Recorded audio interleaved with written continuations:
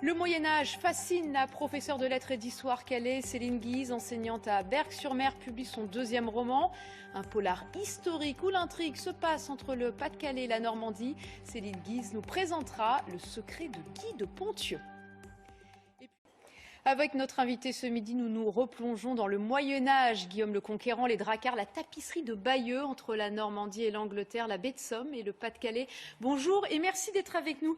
Céline Guise, vous êtes enseignante à Berck-sur-Mer, enseignante en histoire et en français. Vous publiez Le secret de Guy de Ponthieu. C'est votre deuxième polar historique, le premier, le manuscrit perdu de Saint-Riquier l'année dernière. Une sorte de suite. Cette suite, on vous l'a réclamée. Comment vivez-vous ce petit succès naissant ? Très bien.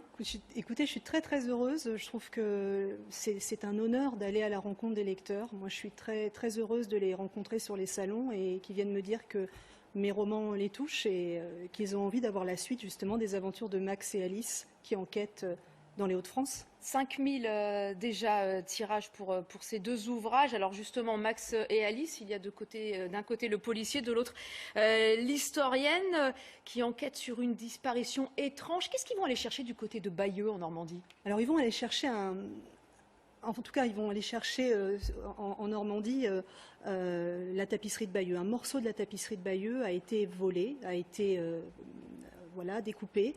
Et Max et Alice vont mener l'enquête pour essayer de savoir pourquoi ce morceau a été vandalisé dans son musée. Cette tapisserie de Bayeux, on va la voir en images. Elle vous a donné du fil à retordre quand vous étiez collégienne ? Oui, tout à fait. J'ai eu seulement 2 heures de colle dans ma vie et justement je dois 1 heure de colle à la tapisserie de Bayeux. L'autre, je ne vous le raconterai pas. Mais justement parce que j'avais vu Bellerème et j'avais demandé à mon professeur qu'est-ce que ça veut dire Bellerème. Et Bellerème, en fait, c'est le nom latin de Borainville. Et dans la tapisserie de Bayeux figure, comme on le voit à l'image, Borainville. Borainville dans le Pas-de-Calais, la Vise. Alors cette histoire médiévale, la base historique en étant enseignante, vous l'avez, mais il faut quand même la travailler quand on écrit un roman où il y a ces faits historiques ? Oui, tout à fait. Moi, je me documente beaucoup parce que je viens de l'histoire, je suis historienne de formation. Donc à chaque fois que j'écris un livre, je me documente, je cherche des sources, je fais de la prospection, je me promène, je sens les endroits, je visite beaucoup et je m'imprègne de ces lieux pour pouvoir écrire sur ces lieux. Autrement, je n'arrive pas à écrire. J'ai une écriture visuelle et je pense une manière d'écrire très visuelle. L'histoire médiévale, c'est pas forcément l'histoire qui intéresse le plus les élèves. Est-ce que vous avez l'impression avec ces romans de la rendre accessible tout simplement ? Oui, tout à fait. Les romans, c'est un petit peu un prolongement de mon travail parce que je trouve que vulgariser dans le sens noble du terme des connaissances, les transmettre, c'est ce qu'on veut faire en tant qu'enseignant et le prolongement en tant qu'écrivain, c'est justement ça.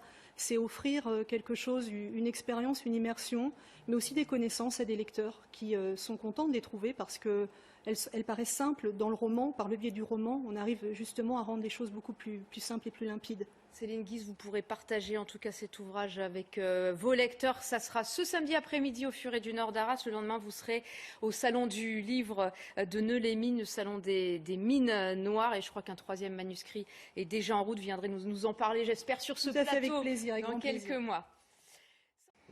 C'est la fin de cette édition. Merci à vous de nous avoir suivis. L'information revient en région à 18h30 avec Simon Colaone et ses invités autour de la semaine de 4 jours au travail. Juste après l'édition littorale et à 19h, le journal avec Vian Nassaki. Je vous souhaite une belle après-midi. À demain. Retrouvez toute l'actualité de votre région sur hdf.france3.fr et sur l'application Ici par France Bleu et France 3.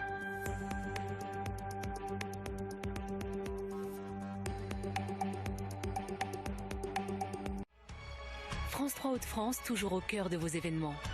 Vous avez...